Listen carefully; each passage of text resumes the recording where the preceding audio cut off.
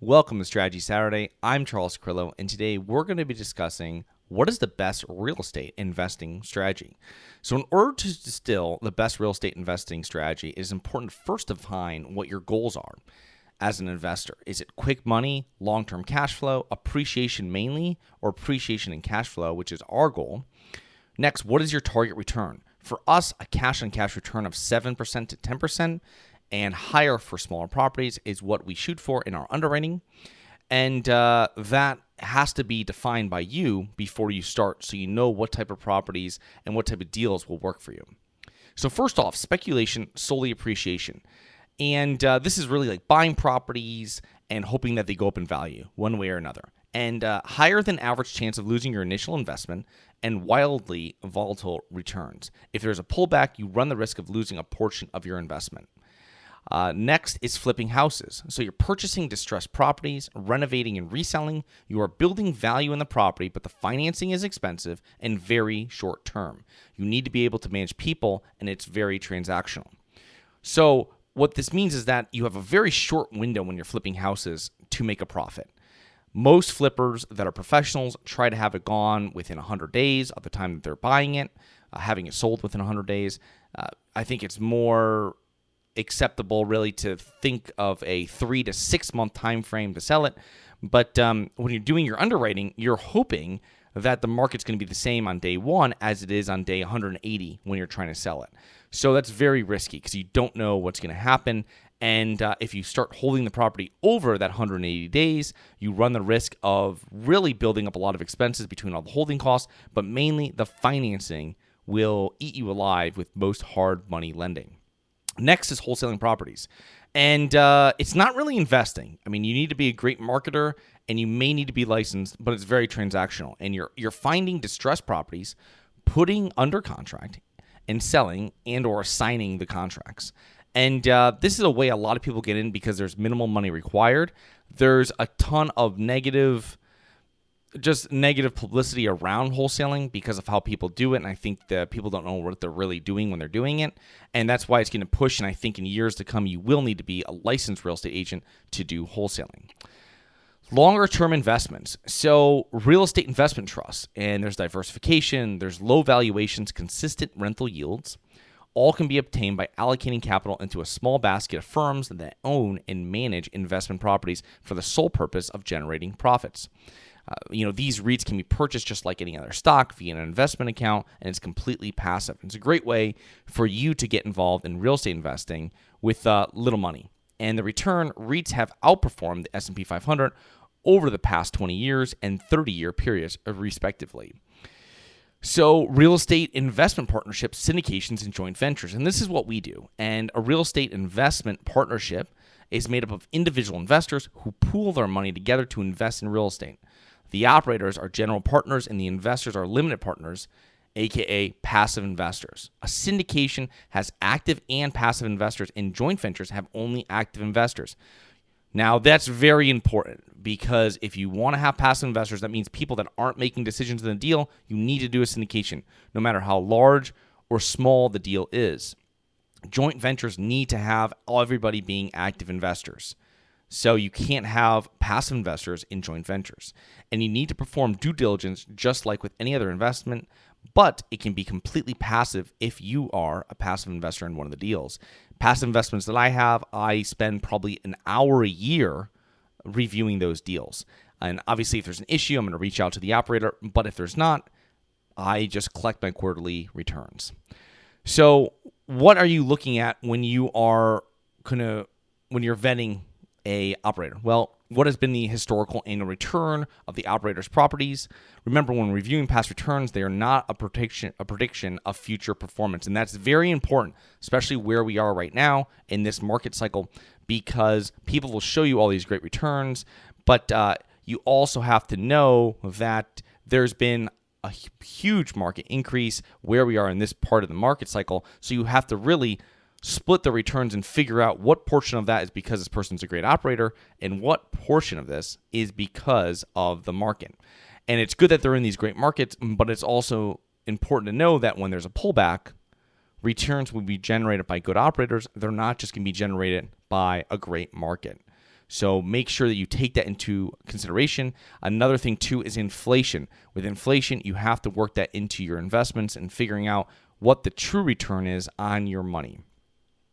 Next is real estate crowdfunding platforms. While a relatively newer phenomenon, real estate crowdfunding has been around since 2012, after the Jobs Act was passed that allowed crowdfunding to be used as a way for private companies and private investment projects to raise money from the public, and also completely passive.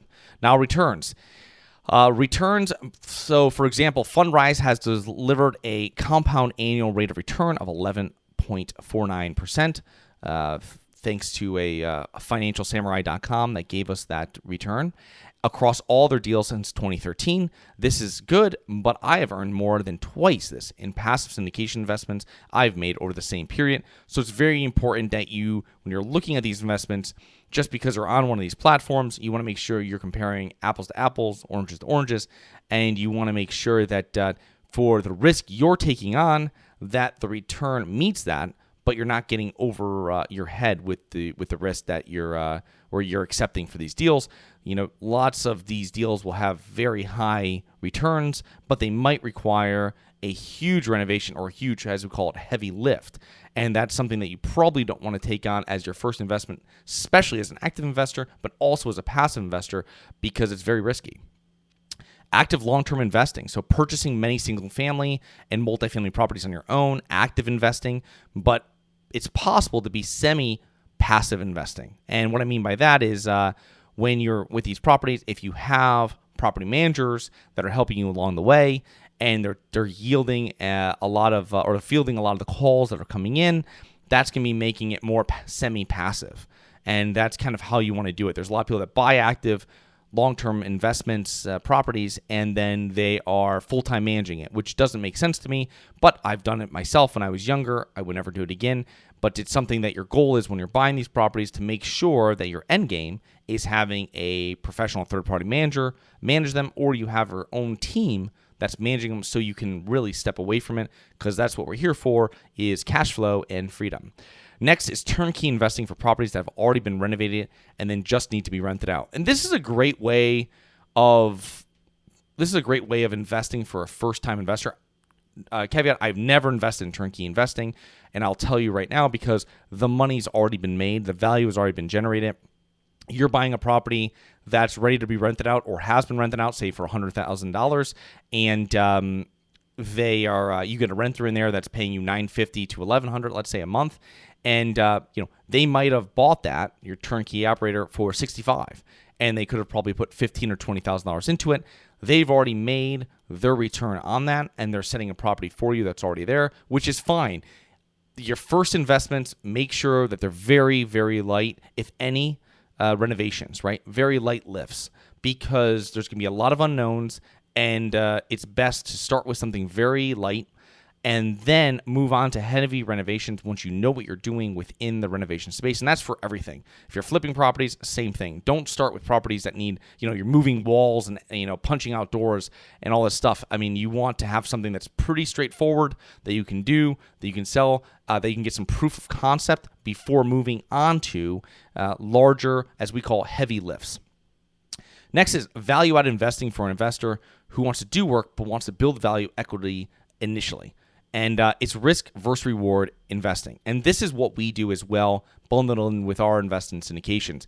And with value-add investing, what you're doing is that you're going to be finding properties where there might be some parts of the deal that can be more efficient, okay? So number one is that there might be a similar property next door that's getting another $100, $200 a month in rent if you got your property to that level, such as condition-wise. So that's something that you can shoot for.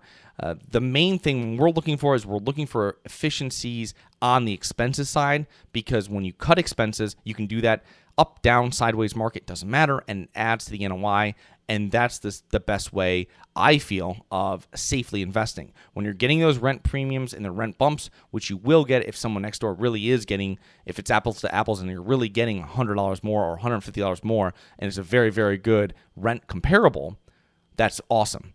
But off the bat, Like if you're buying this mid-2020 during COVID, no one's raising rents. Even if you told investors a year ago, hey, we're going to be raising rents for the next 3 years, you're not raising at that time. And this is something that if you can find inefficiencies, especially on the expenses side, that's something that you can fix in any market.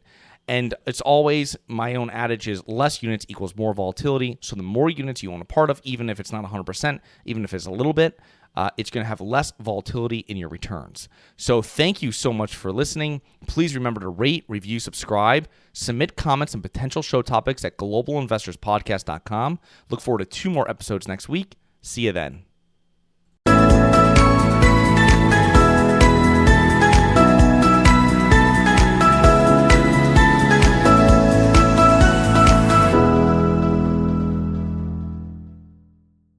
Nothing in this episode should be considered specific, personal, or professional advice. Any investment opportunities mentioned on this podcast are limited to accredited investors. Any investments will only be made with proper disclosure, subscription documentation, and are subject to all applicable laws. Please consult an appropriate tax, legal, real estate, financial, or business professional for individualized advice. Opinions of guests are their own. Information is not guaranteed. All investment strategies have the potential for profit or loss. The host is operating on behalf of Syndication Superstars LLC exclusively.